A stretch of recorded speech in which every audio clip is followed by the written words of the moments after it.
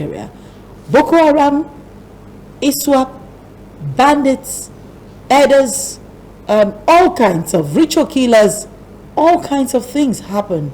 And we do think that we are the only ones watching. Other people are also watching. Other countries are also watching. And this morning, we'll have reports in the papers. And this is the one that broke my heart. Not the US report, but a Nigerian compared Nigeria's situation with that of Liberia and Sierra Leone.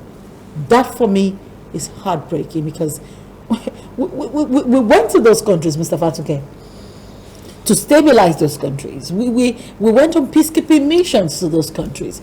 The vice president of Liberia, who is still the Senate president of Liberia as we speak, Jewel Howard Taylor, lived in Nigeria for a couple of years. She was on asylum with her entire family here for years. So what exactly are we talking about? When a country that we saved from the brinks of war and chaos becomes a reference point, they're now saying Nigeria is now looking like, or Nigeria's situation is now beginning to sound like, no. It's unbecoming. And for good measure, Nigeria's situation is looking and sounding like Southern Darfur. I wanted to just add that.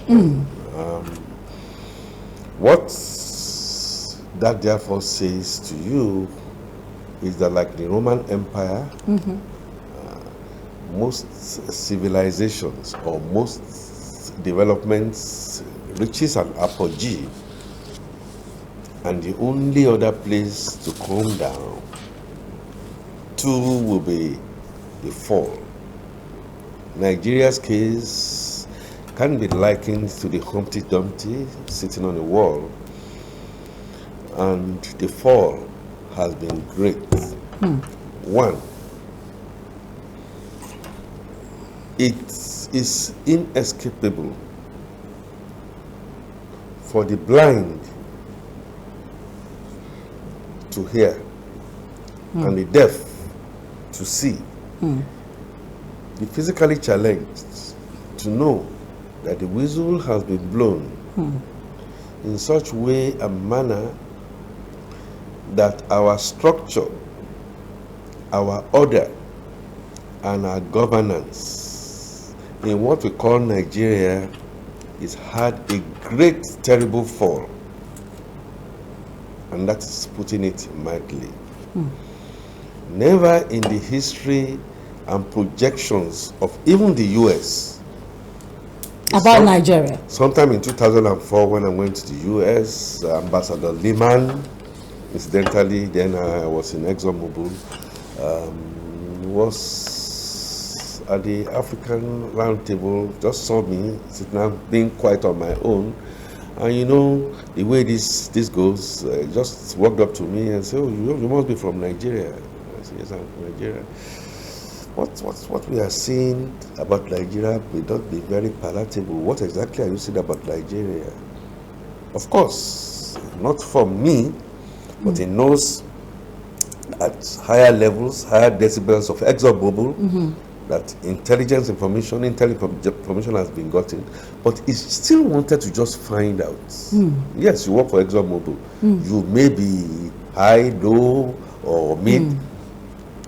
What are you saying? What are you saying? And I said, well, I was saying hope, and he shook his head and said, well, yes, that's patriotism.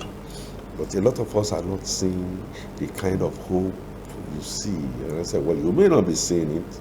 I live in Nigeria, I bring Nigeria, and all what I was trying to do was that I was on a foreign land in the US, for that matter. I should not be the first to speak evil of the country where you come from. To nail a coffin. What I can tell you from the body language of Lehman speaking to me off the cuff at that occasion, even he would not believe the state of the abysmal failure that Nigeria has sunk into.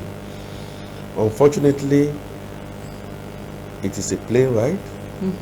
We are in that plane. We have a captain, assistant captain. We have the crew. And then, of course, we have all of us, The passengers. The captain, obviously, is incapable, is beyond him. I am not the one saying that. He said it by himself, because in an open discourse, which hardly comes, he actually said, fellow Nigerians, I have done my best. And if a man or a woman says, I've done my best, it means he's sacrificed everything that he has that he's capable of giving. And nothing has changed. And if that best is the scorecard that we are seeing, sorrows daily, tears daily, blood daily, corruption daily, inhumanity of man to man and woman to woman daily, looking at 8 years today of the Chibok girls' adoption, then what are we then saying?